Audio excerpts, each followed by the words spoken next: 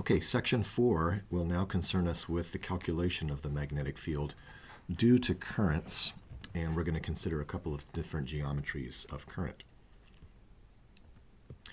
Before we do that, let's just summarize, now that we know that magnetic field strength is characterized in Tesla, 1 Tesla being a very, very large field, by the way. We can see how various magnetic fields from different kinds of currents and magnets compare. So for example, on the low end, a 10 centimeter loop of wire with about a 1 amp current has about 2 microtesla. And you might ask, well, how big is that? Well, you can look down the way here to the surface of the Earth. In fact, the next one, sorry, it's not so far away. The next one is the field of the Earth, which is 5 times 10 to the minus 5, or 50 microtesla. So a 10 centimeter wire carrying 1 amp of current has about 2 microtesla compared with 50 microtesla of the Earth, or about 1/25 of the strength of the Earth's field. And then if we go down the list here, we see that a 100-turn coil with a smaller diameter, of 1 centimeter diameter with 1 amp, has about 1 times 10 to the minus 2, or about 1/100th of a Tesla. And that's actually a fairly large field, but it's 100 turns of much smaller radius than the first one we considered. Near the surface of the sun, the magnetic fields are on the order of 1/10 of a Tesla, which is actually a lot. And then near a very small, very strong magnet, very close up to it, has a field strength of about a Tesla. And the field inside of a MRI solenoid, a magnetic resonance imaging solenoid used for MRI images inside the body, carries a field strength of about 1 Tesla, which is very, very large. And this is one of the reasons why it's very important that people who work in the room with an MRI device be aware of the strong magnetic fields in case they have metals in their bodies, or a pacemaker, or anything else that will be affected by strong magnetic fields. The 1 Tesla field is really on the inside of the solenoid, but even outside the solenoid, fields can be strong enough to affect people once they reach a certain strength. And 1 Tesla is on the order of the largest fields that we can produce here on Earth. There are superconducting setups which can create up to 10 or 15 Tesla. But anyway, here's a listing of the typical kind of magnetic field strengths we might encounter. Okay, let's talk about the magnetic field due to a line of current. We talked earlier about the deflection of compasses. When they are near a current-carrying wire, they can be deflected by the field produced by that wire. The magnitude of the field around a long, straight current-carrying wire is circular around it and has a magnetic field strength, which is indicated by this first equation. Notice that the magnetic field strength is linearly proportional to the current in the coil. B is equal to mu naught I over 2 pi r. I occurs in the numerator, which means that if I, for example, double the current, it doubles the magnetic field. Or if I triple the current, it triples the magnetic field. This makes a certain amount of sense because the current is what's producing the field, and if I increase or decrease I would expect B to decrease or increase in the same fashion. Likewise, you'll notice that the magnetic field strength B is inversely proportional to the radius the distance from the wire. Little r is the distance from the wire, perpendicular to it, by the way, the perpendicular distance from the wire, and it makes sense that B would fall as a function of r linearly because the magnetic field line, or the magnetic field strength, dissipates or weakens with distance away from the wire. In the lower left diagram here, we can see that illustrated. The wire is denoted by a little X, which again, just to summarize, means that we're looking at the tail of an arrow. So B in this location is going into the page. It's pointing away from us.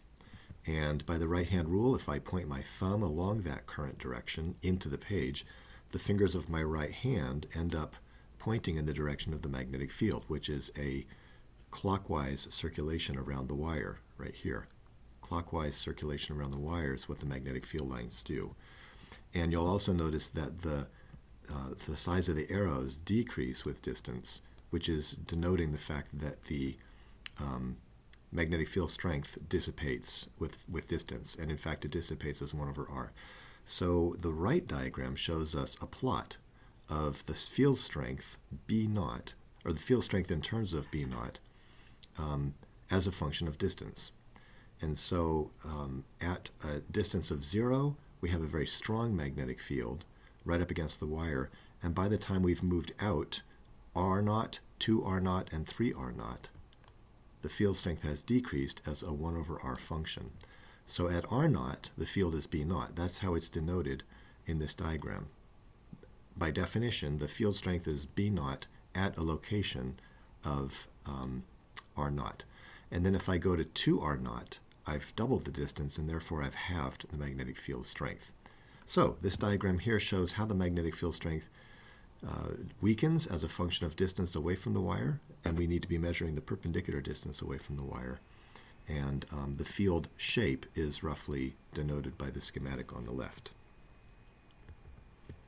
Okay, so now imagine taking that straight wire, that straight piece of wire, and curling it around on itself to produce a current loop.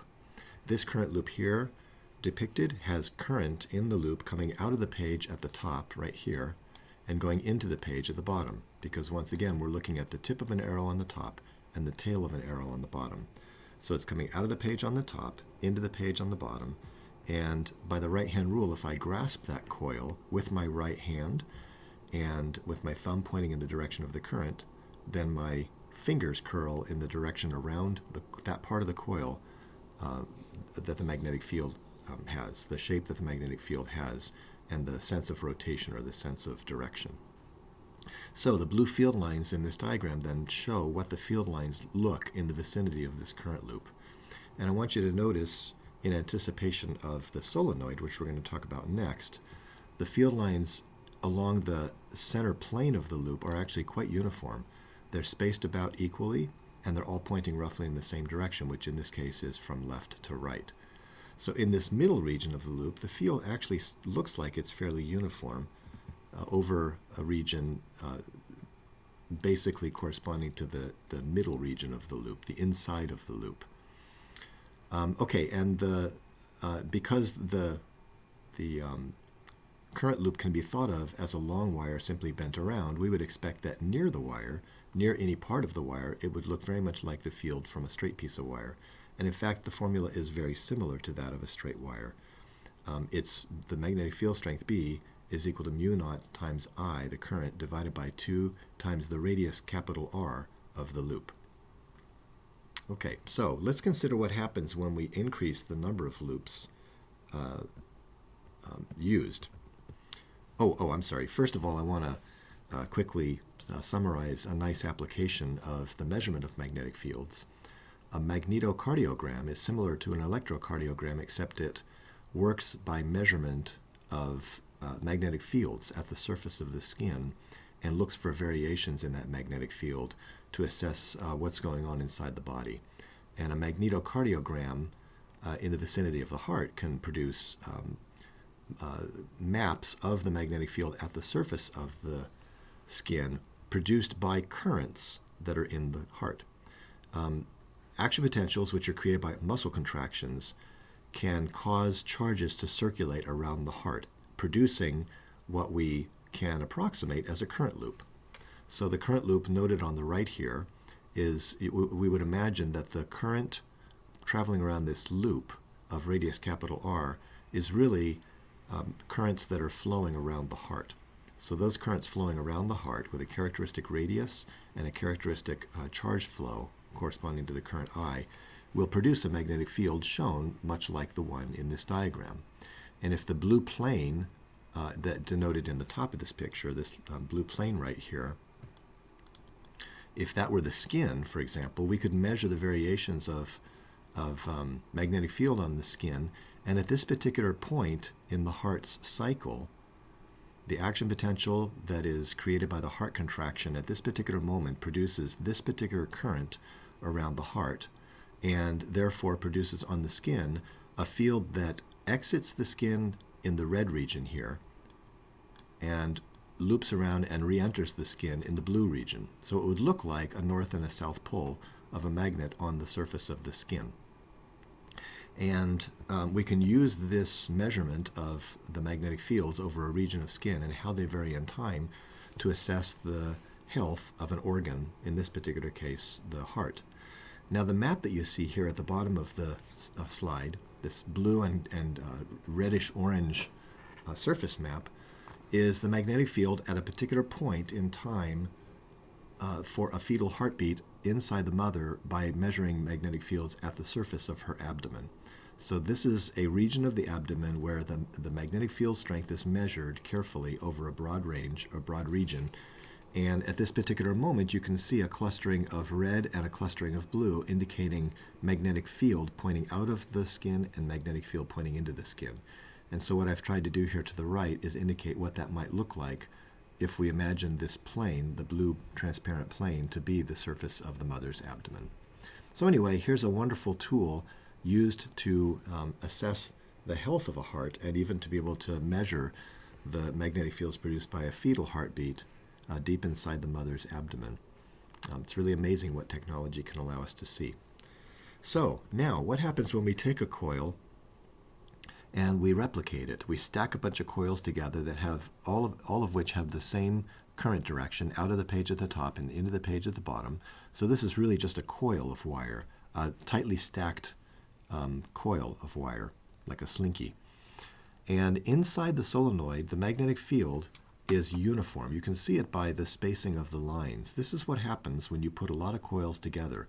That region of uniformity inside the coil in this particular case, the region inside the loop itself, is extended in position left and right, so that the uniform field extends to the left and to the right, because all of these loops add the same value of the magnetic field at the center or in the region of the in the interior of the solenoid.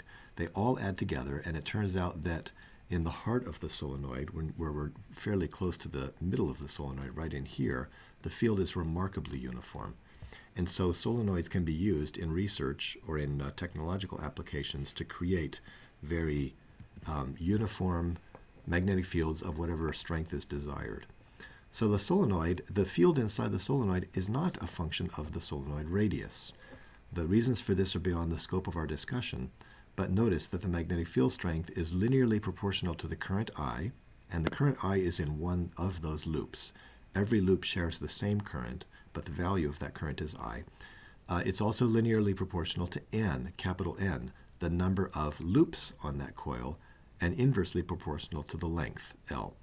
N over L can be seen as a kind of linear density of coils. You can think of it as coils per meter, or coils per centimeter. That's what N over L would end up being. So anyway, in summary, the magnetic field inside the solenoid is not a function of radius. It's not really a function of horizontal position until you get out toward the edges of the solenoid, where it does start deviating from that uniform field. And it's proportional to the current density, the coils per unit length, and it's proportional to the current in those loops. So that's the magnetic field of a solenoid, a very commonly used device to produce very uniform magnetic fields.